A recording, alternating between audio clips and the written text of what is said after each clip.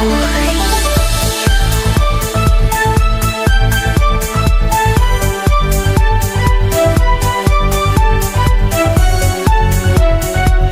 to this deep dive. We're about to explore the core principles behind achieving your goals and, well, building wealth. We're drawing directly from Think and Grow Rich. Think of this as, your personal expedition to really understand what drives success. We'll cut through the noise. Absolutely. And we know you want to gain knowledge quickly and thoroughly. So our mission here is to extract those essential elements for turning aspirations into reality, all based on the wisdom in this really influential work. Okay, so let's jump right in then. The very first thing that just hits you from the text is the power of intense desire. It's clearly more than just like a casual wish, isn't it? It's framed as absolutely vital for reaching big goals, especially, financial freedom and real achievement. What makes this desire so potent? Well, what's fascinating is how this intense desire acts as both a filter and a fuel. It sharpens your focus on the goal, so distractions, they just become less impactful. And psychologically, it triggers a greater resourcefulness, I guess, a willingness to overcome things that might stop someone who's just, wishing. It's the emotional engine driving that persistent action. Yeah, and the text really brings this alive with Thomas Edison. I mean, imagine failing 10,000 times trying to invent the light bulb. What kept him going? It had to be more than just a passing interest. Exactly. That unwavering desire, his dream, to see that invention become real, that was his compass, his energy. Every setback, when you look at it through that lens of intense desire, it wasn't a reason to quit. It was just, information guiding him closer. For anyone listening, think about a time you really, really wanted something. Didn't that feeling push you on despite the difficulties? It absolutely did, yeah. And then there's Fannie Hurst, the writer, facing, 36 rejections? For one story, most people would just packed it in way before that. Yeah. What do you think made her push through all that disappointment? That deep-seated yearning, that absolute need to be a successful writer, her internal drive was just so powerful. It outweighed all the external discouragement. It's a real testament to how intense desire builds resilience. So for you listening, think about your own ambitions. Is that feeling behind them strong enough to handle setbacks? That's a really key question for everyone, I think. Okay, so we've got this powerful force, intense desire, but the text is clear. You need to channel it, right? That's where goal setting and detailed planning come in. It's not enough to just want something badly. You have to know exactly what it is and have a roadmap. Precisely. The source material really hammers home the need for absolute clarity. Instead of just, I want success, it pushes you to define exactly what that means to you. What's the exact amount of money? What's the specific time frame? And maybe most importantly, what are you genuinely willing to do to make it happen? Without that detail, desire just lacks direction. That exact amount part that really stands out. It's not some vague idea of wealth. Yeah. And then there's stress on having a concrete step-by-step plan. You can't just dream. You need actionable steps. Yeah. And there's a sense of urgency. Start now. Don't waste time. Why is that immediate action so critical?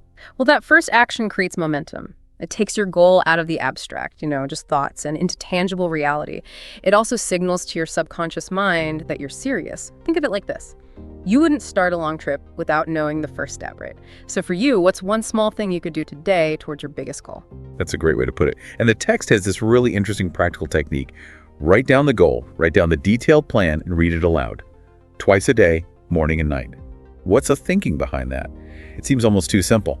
It leverages repetition and that connection between the conscious and subconscious. By stating your goals clearly, regularly, especially when your mind might be more receptive, like morning and night, you're basically reinforcing your intentions, embedding them deeper into your belief system.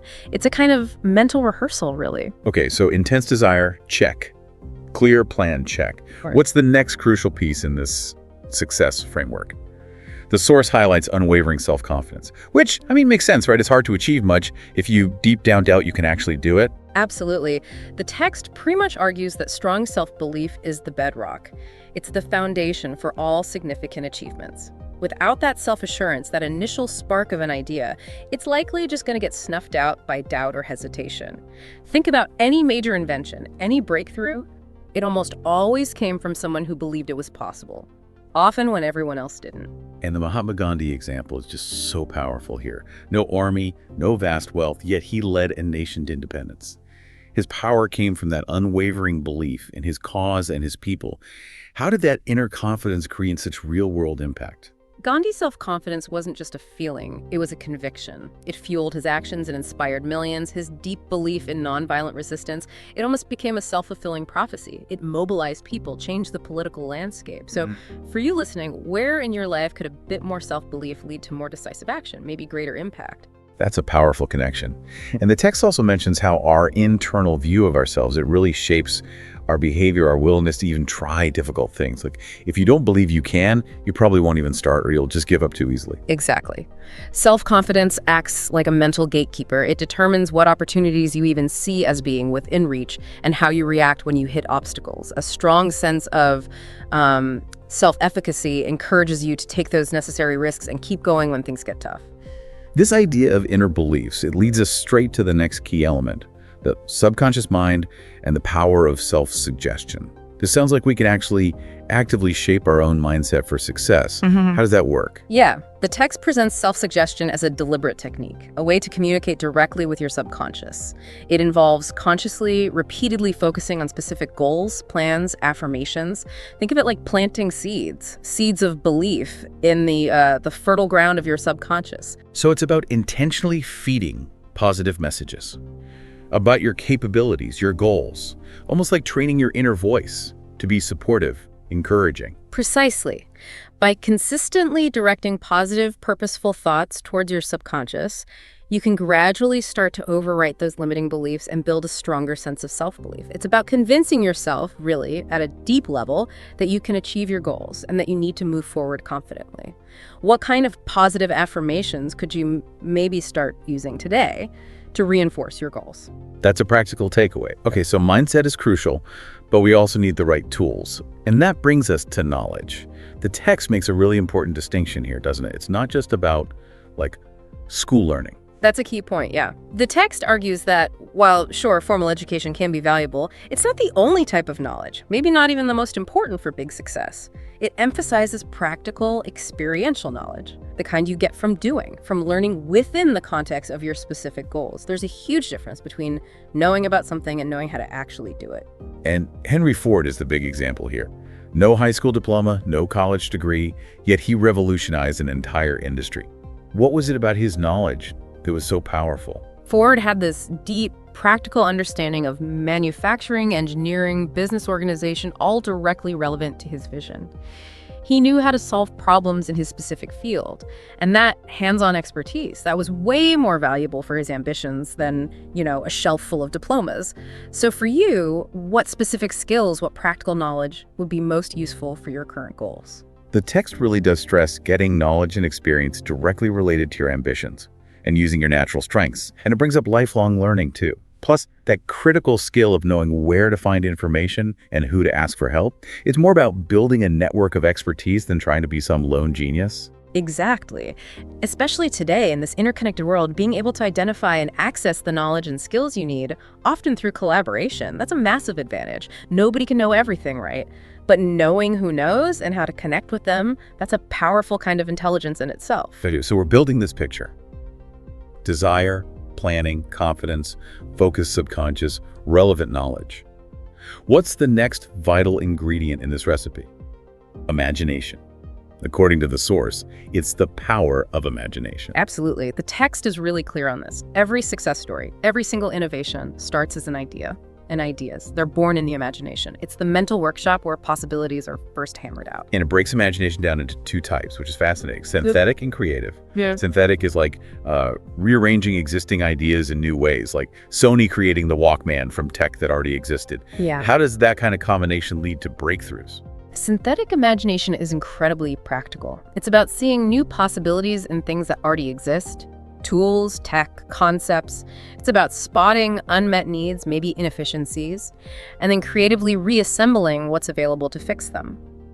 For you listening, what existing resources or ideas could you maybe combine in a new way to get closer to your goals? Then there's creative imagination. That's about conjuring up totally new ideas, right? Those really original concepts that seem to come from nowhere. like artists, musicians, inventors who see things that just haven't existed before. Right. Creative imagination is the realm of, let's say, true innovation. It's breaking free from the current ways of thinking, conceiving entirely new solutions or possibilities. And while it might seem more abstract, the text emphasizes that even these out-of-the-blue ideas often come from intense focus, deep immersion in a field. Both types of imagination, synthetic and creative, are essential. They're needed to make dreams real. Now, as we're dreaming big using imagination, the text pulls us back to something fundamental, recognizing our own strengths and weaknesses. Why is this self-awareness piece so critical? Because it gives you a realistic foundation for your ambitions, for your plans. The text points out common failure points. Vague goals, lack of drive, procrastination, indecisiveness. Understanding your strengths lets you leverage your natural talents. Acknowledging weaknesses helps you either improve them or maybe find ways around them, perhaps through collaboration, like we mentioned. And the text suggests doing a really honest, thorough self-assessment, pinpointing what you're good at, where you need work. That can be tough, can't it? Looking at ourselves objectively isn't always easy. No, it definitely requires some vulnerability, some real self-reflection, which is why the text also suggests getting feedback. Talk to someone you trust, someone who knows you well. That external perspective can often highlight blind spots, give you a more balanced view of your capabilities. All right, so we're getting this deeper understanding of ourselves, our goals. But the text also focuses on our emotional state, specifically the power of positive emotions. Why are good feelings so important for pursuing success? Well, the text explains that your subconscious mind is highly receptive to emotional input. Think about it. Positive emotions like enthusiasm, hope, love, they're powerful motivators. They fuel ambition, drive you towards goals. On the flip side, negative emotions, fear, anger, doubt, they can be paralyzing. They undermine your efforts. So it's almost like we need to consciously nurture the positive feelings and actively guard against the negative ones. Exactly. The text really stresses the importance of feeding your subconscious with positive emotional energy. By focusing on uplifting thoughts, experiences, you build a more resilient, optimistic mindset. And that's essential for getting through challenges. It also advises actively avoiding negative influences, pessimistic people, discouraging remarks. They can really drain your motivation. Now, even with positivity and clear goals, the path isn't always smooth, is it? That brings us to resilience and determination. It's about how we react when things go wrong. Yes, the text really underscores this. Successful people are pretty much universally known for their ability to bounce back from setbacks and their unwavering commitment to their goals. It even mentions a study thousands of unsuccessful people analyzed, and a primary reason for failure was simply lack of persistence. That really shows how vital these qualities are for anyone aiming high. Wow, that's a powerful statistic. And it contrasts that with successful people making decisions quickly and then sticking to them. What's the balance there between being decisive and being, well, open to changing course if needed? Yeah, the text suggests that while being decisive is key, it shouldn't turn into rigid stubbornness. There's a difference between staying committed to your overall goal and being inflexible about the specific tactics you use to get there. Successful people seem to be decisive in their vision, but adaptable in their approach. The advice to limit exposure to negative influences. People who've given up hope. That's really insightful. Keeping plans close, sharing only with trusted advisors. Why is that protective approach so important? It basically shields your ideas while they're still forming, shields them from premature criticism or discouragement. Not everyone's going to get your vision right. And their doubts, well, they can be contagious. So by sharing selectively, you create a more supportive space for your plans to develop and gain momentum. Okay, so resilience, determination, got it. But the text dedicates a whole section just to persistence. It even calls it the sticker.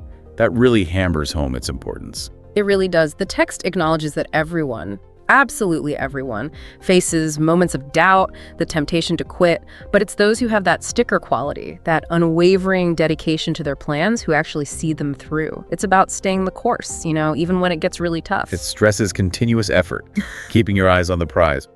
But it also wisely cautions against just blindly pushing forward if, adjustments are clearly needed. It's a subtle point, isn't it? Yeah, absolutely. True persistence isn't just like mindlessly banging your head against a wall. It's about tenacious commitment to the ultimate goal, yes, but combined with the wisdom to adapt your strategies, to learn from mistakes along the way. And the text gives 4 key principles for developing this persistence. Have a clear, complete plan. Don't let negative thoughts derail you.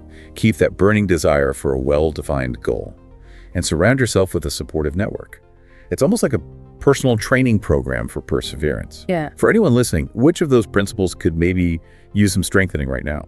Yeah, those rules offer a really practical framework. They help build that mental fortitude you need to overcome challenges and stay committed to the long-term vision. They cover both your internal mindset and the external support systems that help you keep going.